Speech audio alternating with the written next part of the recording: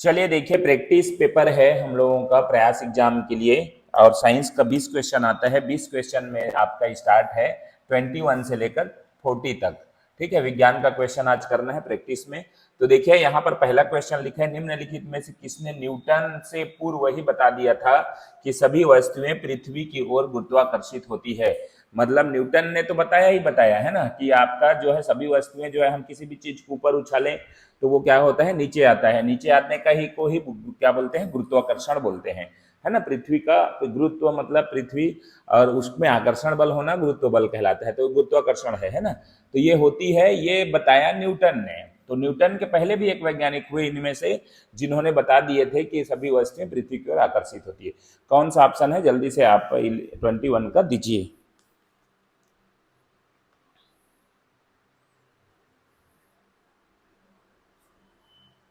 कौन सा है आपका? ठीक, ठीक है, ऑप्शन भेजिए जल्दी से। तो ये वराह मिहिर के बारे में बता दें, ये वही वराह मिहिर है जो कि उज्जैन के महाराजा विक्रमादित्य के दरबार में थे, है ना। विक्रमादित्य के दरबार में थे, तो ये उस समय उस जमाने की राजा, उज्जैन के राजा है ना, उज्जैन की राजा आप कहानी सुने होंगे।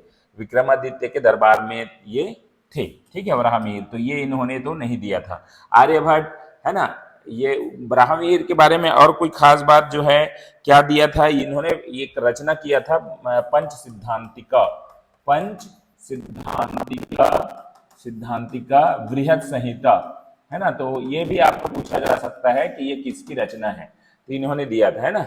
आर्यभट्ट के बारे में है तो ये नहीं है ना वराह मिहिर। आर्यभट्ट के बारे में खास बात जो वो है कि आर्यभट्ट ने क्या किया था, क्या किया था, पृथ्वी अपनी धुरी पर घूमती है ये बताया है ना। पृथ्वी अपने अपनी धुरी पर घूमती है ये बताया है, ये आर्यभट्ट, है ना।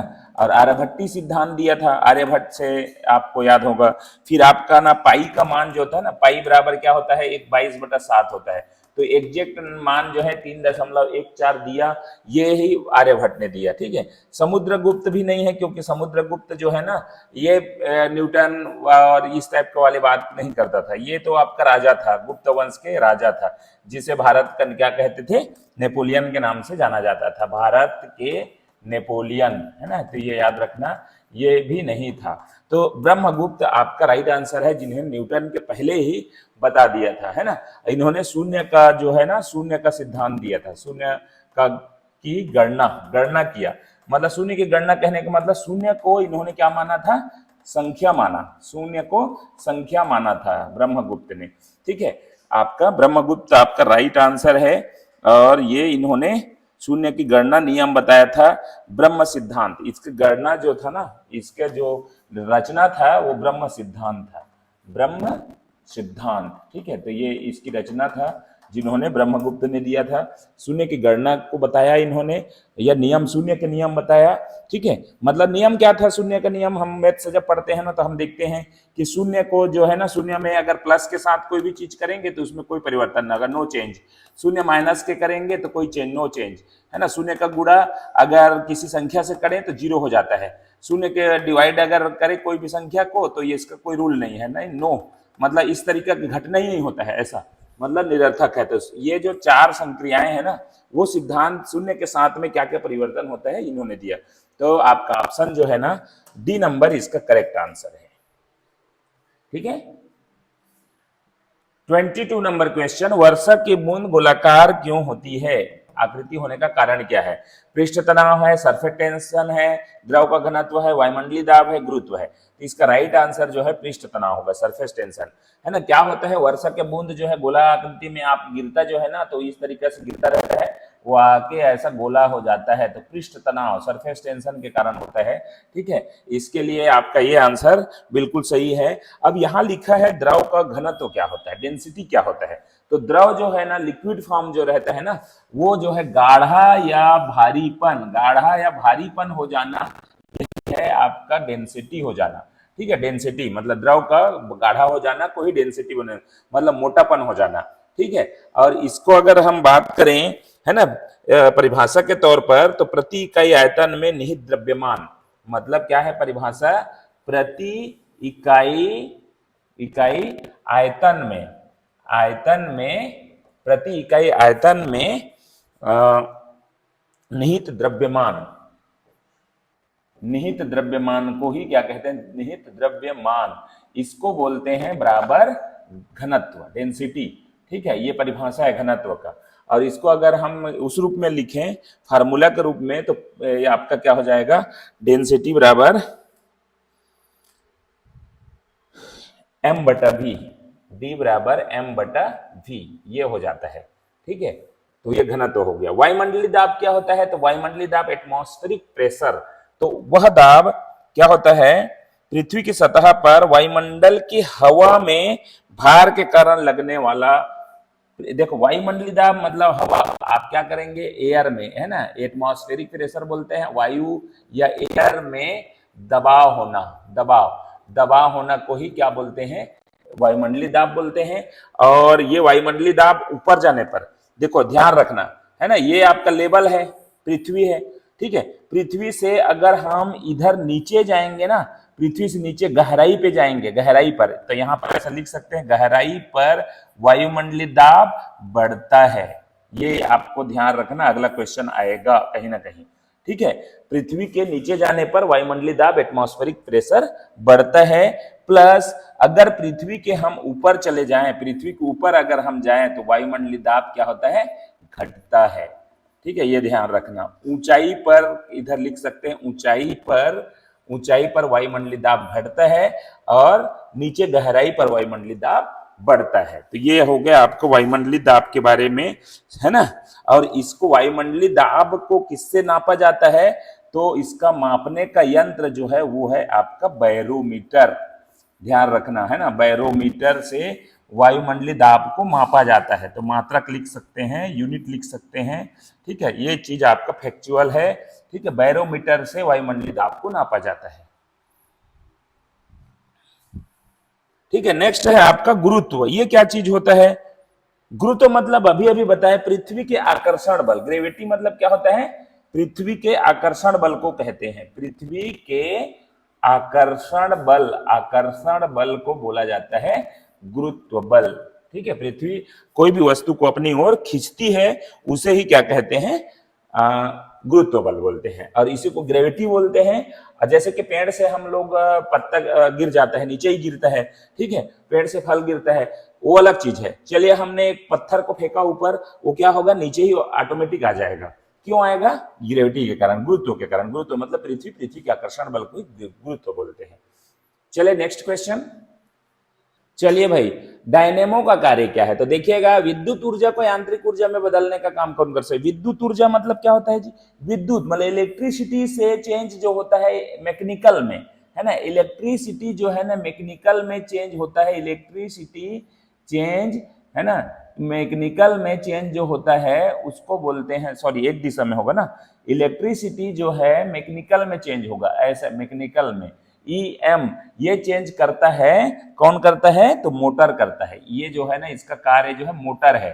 तो ये तो नहीं है, क्योंकि ये डायनेमो का काम नहीं है, मोटर काम करता है। ये विद्युत एनर्जी को यांत्रिक ऊर्जा में कौन बदलता है, तो मोटर बदलता है। ठीक है, मोटर का काम है वो। दूसरा, रासायनिक ऊर्जा को विद्युत ऊर्जा में कौन बदलता है, तो रासायनिक ऊर्जा जैसे कि केमिकल है, हम आप देख सकते हैं, जैसे रासायनिक ऊर्जा है, रसायन से, केमिकल से जो एनर्जी आता है, जैसे कि हमारा है सेल, बड़ा वाला बैटरी है ना, बड़ा वाला बैटरी ले लें, जो पहले राख टाइप वाला जो नहीं आता था बैटरी, तो ये बैटरी है, रासायनिक ऊर्जा ही है ना। तो केमिकल एनर्जी को चेंज करता है किसमें, इलेक्ट्रिकल एनर्जी में, वो है आपका क्या नाम है उसका नाम है बैटरी। क्या नाम है, बैटरी बदलता है इसको, बैटरी है ना, बैटरी रहता है, इसी वजह से चेंज होता है। दूसरा, ये भी नहीं है। तीसरा देखिए, यांत्रिक ऊर्जा को विद्युत ऊर्जा में बदलता है, मैकेनिकल एनर्जी को, उल्टा इसका ना, मैकेनिकल एनर्जी को इलेक्ट्रिक एनर्जी में बदलता है। तो यही है आपका राइट आंसर, डायनेमो। तो ये देखिए, एक के साथ 3 क्वेश्चन 4 क्वेश्चन आ गया, है ना। तो ये है इसका राइट आंसर, है ना। मैकेनिकल एनर्जी को, इसको शॉर्ट फॉर्म को जरूर लिखें, है ना, ये बिल्कुल याद हो जाएगा इसको, है ना।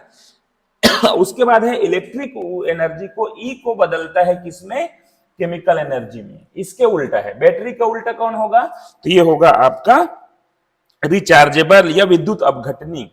क्या बोलेंगे, विद्युत अपघटनी बोलते हैं। इलेक्ट्रोलाइट का जो रहता है विद्युत अपघटनी। और साधारण बात में अगर करें तो ये होता है रिचार्जेबल बैटरी। रिचार्जेबल एक बार जो है ना खत्म हो जाए फिर रिचार्ज करते हैं ना हम लोग, रिचार्जेबल बैटरी। ये उल्टा होता है भाई इसका फंक्शन। बैटरी एक बार खत्म हो गया फेंक दो उसको, ठीक है, चार्ज नहीं होगा वो। अब ये रिचार्जेबल बैटरी इसके उल्टा है, तो ये भी इसके उल्टा कर रहे हैं, तो उल्टा के रूप में ये आएगा। रिचार्जेबल बैटरी जो है ना ये होगा। तो हमारा राइट आंसर जो था डायनेमो का कार्य क्या है, तो यह है आपका क्या है, डायनेमो जो है क्या करता है, यांत्रिक ऊर्जा को, मैकेनिकल एनर्जी को इलेक्ट्रिक एनर्जी में चेंज करता है। इस तरीके से आप जो है ना हर एक क्वेश्चन में कुछ ना कुछ नया चीज आपको देखने को मिल रहा है। प्रयास एग्जाम की तैयारी के लिए हमारा ऐप डाउनलोड कर सकते हैं, क्लास का टाइम में ज्वाइन कर सकते हैं 20 क्वेश्चन प्रैक्टिस पेपर के रूप में, और हमारे साथ जुड़ के इसकी अच्छा से अच्छा तैयारी कर सकते हैं। चलिए अगला क्वेश्चन। चलिए 24 नंबर क्वेश्चन है, दुग्ध प्रोटीन को पचाने वाला एंजाइम कौन है। तो इसका राइट आंसर जो है ना वो है आपका पेप्सिन, ऑप्शन नंबर ए है ना, पेप्सिन है। पेट को ही क्या बोलते हैं, स्टमक या आमाशय बोलते हैं। क्या बोलते हैं, आमाशय। आमाशय में दुग्ध प्रोटीन को पचाता है, ये दुग्ध प्रोटीन को क्या करता है, पचाता है। ये चीज है ध्यान रखना, को पचाता है, ये पचाता है ना, ध्यान रखना। ये भी प्रोटीन को पचाता है, कौन सा, रेनिन। लेकिन ये कहां पचाता है, आंत में जो रहता है ना, आंत में पाचन जो होता है ना, आंत में पाचन करता है, आंत में पाचन। प्लस ये है प्रोटीन, स्पेशल दुग्ध प्रोटीन नहीं बोला है, कोई भी में पाचन करता है। ये भी हो सकता है अगर ये नहीं रहा तो, है ना, ध्यान रखना। और तीसरा चीज रेनिन जो है ना, रेनिन जो है ना आपका जो है क्या करता है, रेनिन ब्लड प्रेशर और सोडियम को नियंत्रण करता है। ब्लड प्रेशर मतलब बीपी प्लस सोडियम, शरीर में सोडियम है, बीपी और सोडियम को कंट्रोल करता है, को नियंत्रित करता है, रक्तचाप को नियंत्रित करता है रेनिन जो एंजाइम है ना, ध्यान रखना। तो ये भी नहीं है, ये भी नहीं है। इरेप्सिन क्या करता है, घाव भरने का काम करता है। इरेप्सिन क्या करता है, सॉरी, घाव भरने का काम ये करता है। ट्रिप्सिन है ना, इनमें से कौन सा है जो घाव वगैरह को भरता है ना, आंत में पाचन करता है, साथ में घाव भरने का काम करता है, ठीक है। इरेप्सिन जो है ना क्या करता है, प्रोटीन का अवशोषण करता है, एब्जॉर्ब करता है, ये पाचन नहीं करता है ना। तो ये भी देखिए प्रोटीन से संबंधित तीनों चीज है। प्रोटीन का अवशोषण करता है भाई, अवशोषण, ठीक है, एब्जॉर्ब करता है। देखिए अब यहां पर मैं चीज बताऊं, आपका क्या है, ट्रिप्सिन भी पाचन से संबंधित है, इरेप्सिन भी पाचन से इरेप्सिन आपका अवशोषण से संबंधित है, मतलब एब्जॉर्ब करता है, ये पाचन नहीं करता, ठीक है। ये ट्रिप्सिन और पेप्सिन दोनों जो है पाचन से संबंधित है। ये जो है स्पेशल दुग्ध प्रोटीन का नाम अगर आएगा तो पेप्सिन आपका है जो आमाशय, पेट में ही पाचन करता है ये आमाशय में, ठीक है। और ये जो है रेनिन जो है ना बीपी और सोडियम को शरीर में नियंत्रित करता है, ठीक है। ट्रिप्सिन जो है आंत में पाचन करता है, साथ में घाव भरना जैसे काम को करता है, घाव भरता है, सूजन कम करता है, सूजन वगैरह रहता है ना, तो ये आपका एंजाइम जो है ना, आपको सूजन वगैरह रहता है कई शरीर में प्रोटीन की वजह से, तो वो जो है ना डॉक्टर लोग के पास जाओगे ना तो एक एंजाइम सिरप दे देंगे, है ना, तो जिससे आपका सूजन कम हो जाएगा। इरेप्सिन जो है प्रोटीन का एब्जॉर्ब करता है। तो ये है आपका 24 नंबर का राइट आंसर, पेप्सिन। चलिए 25 नंबर क्वेश्चन है, निम्न रक्त समूह सार्वत्रिक दाता यूनिवर्सल डोनर होता है, the following blood groups is the universal donor. तो आपको बता दूं ये 4 ब्लड ग्रुप होते हैं, 4 नहीं होते 8 होते हैं। इसमें बी प्लस भी होता है, माइनस भी होता है, ए प्लस भी होता है, माइनस भी होता है, माइनस भी होता है, ए बी प्लस भी होता है, माइनस भी होता है। तो 4 ब्लड ग्रुप नहीं होते, 8 हो जाते हैं, है ना। तो इनमें से देखिएगा कि कौन सा सर्वदाता के रूप, मतलब अगर रेयर कंडीशन रहा तो एक ग्रुप ऐसा है जो सभी को ब्लड दे सकता है ना। हालांकि ये बी ब्लड ग्रुप है तो हम हॉस्पिटल जाएंगे तो ब्लड ग्रुप बी को ही चढ़ाएगा, बी पॉजिटिव है तो बी पॉजिटिव ही ढूंढा, नेगेटिव ही देगा, ऐसा अभी है नियम, है ना, क्योंकि ना अभी क्या है, वो उस ग्रुप का मिल जाते हैं। रेयर केस एकदम जैसे एकदम अंतिम स्टेज है और वो ग्रुप मिल ही नहीं रहा है, अक्सर बी नेगेटिव का जो ब्लड ग्रुप है ना, बी नेगेटिव या बी कोई भी नेगेटिव वाला चीज चाहिए, चाहे ए नेगेटिव हो, चाहे ओ नेगेटिव हो, चाहे ए बी नेगेटिव हो, ये ब्लड है। मान लीजिए आपके पास कोई ब्लड ग्रुप का बी नेगेटिव की जरूरत है हमको, है ना, क्या की जरूरत है, बी नेगेटिव की, और बी नेगेटिव नहीं है, मिल नहीं रहा है, तो क्या करते हैं, यहां से कोई एक ब्लड ग्रुप होगा जो कि ना उसको दे सकता है इमरजेंसी में जान बचाने के लिए, तो वो ब्लड ग्रुप है O blood group. O blood group जो है ना, इसको भी दे सकता है, इसको भी दे सकता है, इसको भी दे सकता है, इसको भी, सभी को ब्लड ग्रुप दे सकता है इसको, इसलिए इसको कहा जाता है यूनिवर्सल डोनर, मतलब इसको सभी को दिया जा सकता है। हाँ, लेकिन ये किसी से नहीं ले सकता, ओ ब्लड ग्रुप सिर्फ सिर्फ ओ वाले से ही लेगा, है ना, ओ वाले से ही ले सकता है वो, और इनमें से किसी से नहीं ले सकता, लेकिन वो ब्लड ग्रुप सबको दे सकता है, यूनिवर्सल डोनर हो गया। उसके बाद एक जो है ना क्या रहता है, रेसिपेंट होता है, यूनिवर्सल रेसिपेंट, है ना, यूनिवर्सल डोनर के साथ साथ एक और होता है यूनिवर्सल यूनिवर्सल रेसिपेंट, रेसिपेंट ये होता है, मतलब क्या होता है, सर्वग्राही, ठीक है, सर्वग्राही ब्लड ग्रुप कौन सा है ये भी पूछा जा सकता है, तो सर्वग्राही मतलब सभी से ग्रहण कर सकता है, लेकिन देगा किसी को नहीं, ठीक है, वो नहीं दे सकता। तो ये जो ब्लड ग्रुप है ए बी, ध्यान रखना, ए बी ब्लड ग्रुप जो है ना इमरजेंसी में ओ से तो ले ही सकता है, ए से भी ले सकता है, बी से भी ले सकता है ना, लेकिन दे किसी को नहीं सकता, सिर्फ और सिर्फ अपना ब्लड ग्रुप को ही दे सकता है वो, ठीक है, तो इसीलिए ए बी ब्लड ग्रुप को क्या बोला जाता है, सर्वग्राही ब्लड ग्रुप बोला जाता है, ठीक है। तो ये था हमारा 25 number question, option number C आपका करेक्ट है। चलिए, तो मैंने क्या बताया था, इनमें से कौन सा विषाणु जनित रोग नहीं है ना, which of the following is not a viral disease, एक है वायरल डिसीज नहीं है, ये है आपका क्षय रोग, ठीक है, बाकी सबसे जो है ना विषाणु से होता है। तो विषाणु का ट्रिक मैंने बताया था, विषाणु वाला ट्रिक ना मैंने, क्या था विषाणु का ट्रिक जो था वो आपका बता देता हूं एक बार और, रेखा हमें हमें हिट करके पोएचे पोएचे छोड़ गई, ऐसा एक ट्रिक था, है ना, जो कि मैंने आपको सभी को लिखा दिया था, बता दिया था, ठीक है। ये ट्रिक है विषाणु से होने वाला रोग, विषाणु से होने वाला रोग। अब इसमें से देखिए आपका कौन सा था, ये था रेबीज, है ना, तो रेबीज देखिए आपका विषाणु जनित रोग है, यहाँ लिखा है रेबीज से है, ठीक है, खा से खसरा, ह से हेपेटाइटिस, हेपेटाइटिस, ठीक है, हेपेटाइटिस, में से मेनेंजाइटिस, मेनेंजाइटिस, और ही ह से फिर है हर्पीस, हर्पीस, करके को मैंने कोविड, करके पहले साइलेंट था, ये था आपका कोविड-19, ठीक है। उसके बाद है आपका कौन सा, पास है आपका पोएचे है, पो है ना, तो पोलियो, क्या है, पोलियो, ए से एड्स, और चे से चेचक, छो से छोटी माता, और ड से डेंगू, गोनोरिया, घ से क्या है, गलसुआ था, है ना, ग से गलसुआ, और ई से इन्फ्लुएंजा, मतलब फ्लू से संबंधित जो भी हो, फ्लू मतलब बर्ड फ्लू हो गया आपका, स्वाइन फ्लू हो गया, इस तरीके से फ्लू से जो भी आता था, है ना, तो ये है विषाणु से होने वाला रोग। और विषाणु से होने वाला ने ये सब चीज को, रेबीज को भी यहीं से लिया, पोलियो भी देखिए यहाँ ये है वायरस से, और खसरा भी है वायरस से, लेकिन क्षय रोग मतलब टीबी कहीं पर नहीं है, तपेदिक या टीबी, है ना, वो कहीं पर नहीं है, वो है विषाणु जनित रोग। अभी आप सॉरी जीवाणु जनित रोग, अब इसको देख लिए हैं तो एक बार साइड में वो भी लिखा देता हूँ, जीवाणु से होने वाला रोग, है ना। जीवाणु का ट्रिक क्या था हमारे पास, पंडित का टीका न्यू है, और एक और ट्रिक में एसएफ कर सकते हैं, एसएफ न्यू है, एसएफ, है ना, तो इसको ये जो था ना वो आपका कौन सा था,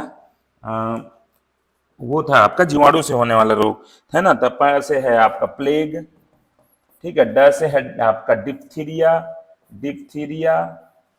और त से है तपेदिक, तपेदिक को ही बोलते हैं टीबी, और इसी को ही बोलते हैं क्षय रोग। तो ये जो क्षय रोग आप देख पा रहे हैं यहीं पर आपको दिख गया, ये क्षय रोग जो है जीवाणु से होने वाला, इसलिए इसका आंसर ये है। का से है आपका, का से काली खांसी, कफ, काली खांसी, काली खांसी, ठीक है। ट से है टिटेनस, टिटेनस, और है टाइफाइड। और का से है कुष्ठ, लेप्रोसी। न्यू से है न्यूमोनिया, और ह से है हैजा। एस से है सिफिलिस, सिफिलिस। और एफ से है आपका फूड पॉइजनिंग, बोटुलिज्म बोलते हैं, फूड पॉइजनिंग, फूड पॉइजनिंग। जो भी आपका हम लोग खाते खाते मतलब आपका खाने से जो बीमारी हो जाता है ना, फूड पॉइजनिंग, वो। तो ये हो गया आपका जो है जीवाणु से होने वाला। तो मैंने इसका पूरा वीडियो बना के रखा है, विषाणु जीवाणु ये सब चीज का, आप ऐप में देख सकते हैं, है ना, मोबाइल ऐप प्रयास में आप देख सकते हैं। चलिए नेक्स्ट क्वेश्चन 26 के बाद चलिए देखिएगा 27 नंबर क्वेश्चन जो है, लंबे समय तक कठोर शारीरिक कार्य क्षमता के पश्चात मांसपेशियों में थकान अनुभव होने का कारण क्या होता है ना। आपके जैसे लंबे समय तक हम बहुत सारा काम कर लिए तो हमारे जो है घुटने वगैरह में दर्द हो जाता है, जो मसल्स होता है ना उसमें दर्द हो जाता है, उसका कारण क्या है, तो उसका आपूर्ति नहीं है, ठीक है। पेशी तंतुओं के थोड़ी बहुत टूट फूट, ये भी नहीं है। लैक्टिक अम्ल का संचय, ये है लैक्टिक एसिड एक्युमुलेटेड, ग्लूकोज का अपचय, ये भी नहीं है। तो लैक्टिक अम्ल जो है हमारे शरीर में मांसपेशियों में जमा हो जाता है, इस वजह से क्या होता है, हमारा हमको कमजोरी का अनुभव, थकान का अनुभव होता है। तो इसमें खास और कुछ बताने लायक नहीं है। चलिए आगे बढ़ते हैं। अगला क्वेश्चन जो है, जब पानी जम जाता है तो उसका घनत्व बढ़ जाता है, घट जाता है, नियत रहता है, शून्य हो जाता है। जल्दी से इस ऑप्शन का आंसर। चलिए आपका 28 नंबर क्वेश्चन देखिएगा। 28 नंबर क्वेश्चन है, जब पानी जम जाता है तो घनत्व बढ़ता है, घटता है, नियत रहता है, शून्य हो जाता है। इसका होगा वो होगा घट जाता है, घट जाता है। देखिएगा जो पानी है ना, जो अपना अगर पृथ्वी का लेवल करें तो 71% तो यही है, जल ही है, ठीक है। चीज का जो होता है वो होता है 7+ होता है ना, 7 से प्लस होता है, 7 से मान, तो ये होता है उदासीन होता है। ये दूसरा नंबर बात हो गई। तीसरा जो है ना, अब बात करते हैं कि पानी जम जाता है। पानी कब जमता है, जब जो है ना साधारण पानी जो रहता है उदासीन रहता है ना, पीएच लेवल उसका 7 रहता है। पानी कब जमता है, जब उसको ठंडा किया जाता है। ठंडा करेंगे है ना, करने पर वो जमता है, ठंडा करने पर जमेगा। जमेगा मतलब क्या होगा, पानी की जो है एकदम नजदीक हो जाएगा, जुड़ जाएगा। पानी का डेंसिटी जो है क्या, डेंसिटी कम मतलब हो जाएगा, तब जाके वो जमेगा, है ना, जमेगा। अब जमेगा कब, जब उसको जो है ना पानी का जो सामान्य तापमान जो रहता है शून्य रहता है, शून्य से माइनस की ओर जाएंगे हम लोग, -4 अंश सेंटीग्रेड, मतलब पीछे आएंगे, है ना। जल जो सामान्य रहता है 0 से नीचे में आएगा ना, तब जमेगा, तब जमता है, ठीक है, जमेगा। और अगर सामान्य तापमान जो रहता है 0 से लेकर 4 अंश सेंटीग्रेड रहता है, ये सामान्य रहता है, मतलब 0 अंश सेंटीग्रेड पर सामान्य जो है शून्य है ना, शून्य। और 4 अंश सेंटीग्रेड पर हम इसको गर्म करेंगे, मान लो गर्म करते हैं, तो ये जो है ना क्या करेगा, इसका जो क्या करेगा, घनत्व जो है ना क्या होगा, बढ़ेगा, डेंसिटी जो है क्या होगा, बढ़ेगा, ध्यान रखना। तो ये जो है ना गर्म करने पर बढ़ता है, और जो है ठंडा करने पर ठंडा होगा। पानी जमेगा, जमेगा कब, जब वो ठंडा होगा, है ना, उसका डेंसिटी, तब जाके वो जमेगा। तो जम रहा है मतलब क्या है, वो उसका जो घनत्व जो है घट जा रहा है, ठीक है। एक चीज आप और क्वेश्चन पूछा जाता है, क्या पूछा जाता है कि बर्फ जल से हल्की है या भारी, बर्फ जल से हल्की या भारी, ऐसा पूछा है। तो बर्फ जो है जल से हल्की होती है, कितना होती है, हल्की, 9% हल्की होती है ना, जल से 9% हल्की होती है। इसी वजह से बर्फ जो है ना जल के ऊपर तैरती है, हल्की होती है ना। आप देखना जल में बर्फ को, पानी में बर्फ को डाल दो, ऊपर तैरने लग जाएगी। तो 9% हल्की होती है उससे, इस वजह से जो है ना जो है वो तैरती है, ठीक है, ये चीज आप ध्यान रखना। तो जल से हल्की होती है, तभी जाके वो होती है, तैरती है। नेक्स्ट क्वेश्चन है 29 नंबर क्वेश्चन। क्या लिखा है, निम्नलिखित में से कौन सा आभासी या काल्पनिक बल है, कौन सा वर्चुअल और फिक्टिटिवस फोर्स है। तो देखिए अभिकेंद्री बल क्या होता है, तो अभिकेंद्री मतलब क्या होता है, केंद्र की ओर लगाया गया बल जो है ना, वो केंद्र की ओर बल लगता है, उसको अभिकेंद्री कहते हैं। इसका उदाहरण क्या होगा, ग्रहों की चाल, है ना, ग्रहों की चाल जो है सूर्य के केंद्र की ओर, ग्रहों की चाल है ना, ये है सूर्य के केंद्र के अंदर रहता है। कि आपका उदाहरण, तो यह डोरी से बंधा पत्थर, हम लोग पत्थर के क्या करते हैं, घुमाते हैं, मान लो डोरी से बंधा पत्थर केंद्र की ओर बल लगाएगा, है ना, अंदर की ओर। मोड़ पे ऐसा, मोड़ पे हम ऐसा करेंगे ना, तो कार जो है ना, कार का मोड़ पे, कार पर घूमना, मोड़ पर घूमना, है ना, ये जो है ना हमारे केंद्र की ओर, लेफ्ट में नहीं, है ना, लेफ्ट में, है ना, घूमना। केंद्र बोलेंगे ना तो अभिकेंद्री होगा, बाहर राइट साइड ऐसे काटेंगे ना तो है ना अपकेंद्री बल में आ जाएगा। तो ये देखिए केंद्र की ओर लगना, केंद्रीय बल। दूसरा अपकेंद्री बल क्या होता है, केंद्र से बाहर बल लगना, केंद्र से बाहर, केंद्र से बाहर बल लगना, मतलब लगना। अभी देखिए यहां पर आप क्या कर सकते हैं, लगना, केंद्र की ये वाला जो है ना, ऐसा वाला था ये इसके लिए था, अगर ऐसा वाला होगा ना तो ये जो है ना बाहर की ओर जा रहा है, तो कार जो है उसमें। फिर बल को उदाहरण, जैसे दूध से मक्खन निकालना, है ना, दूध से दही मथते हैं ना हम लोग, दही से जो भी है, दूध से दही बनाना, दूध से मक्खन निकालना, मक्खन तो उससे बनता है, दूध से नहीं बनता, दही से मक्खन निकालना क्या है आपका, सेंट्रीफ्यूगल है, सेंट्रीपेटल और सेंट्रीफ्यूगल।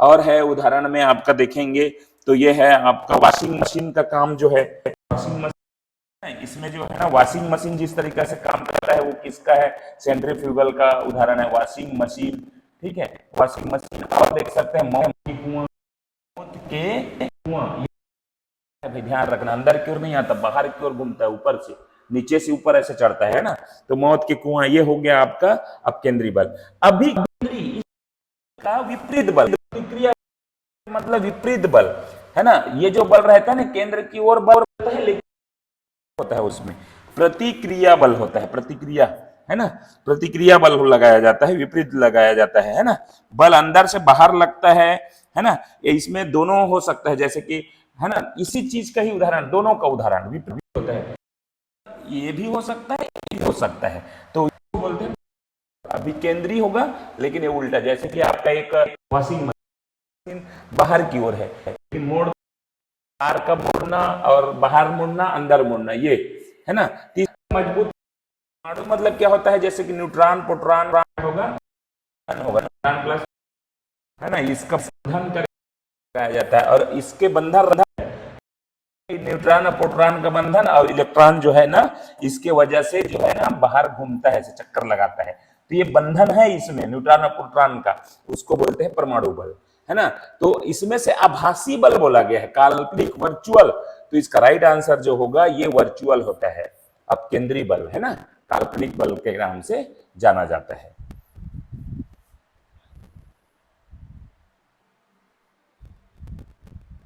चले इस वीडियो का लास्ट सवाल देखते हैं, रक्त का थक्का बनने में किस विटामिन की आवश्यकता होती है, तो है ना, रक्त का थक्का, तो जो ब्लड क्लॉट होता है ना वो जो है कौन सा विटामिन की वजह से होता है, तो इसका राइट आंसर आप देखेंगे विटामिन के, ठीक है, विटामिन के कारण जो है रक्त का थक्का बनता है, और विटामिन के आपको मिलता है, कहाँ मिलता है, हरे पत्तेदार सब्जी, हरे पत्ते सब्जी, प्लस इसके साथ है ना, साथ में अंडा, ठीक है, मांस अंडा इसमें भी मिलता है, मांस बहुत करें, ठीक है, अंडे में प्रेजेंट होता है, तो ये बिल्कुल आपको विटामिन के होगा, जिसको चोट लग जाता है, रक्त जो है बंद नहीं होता, उसके लिए है।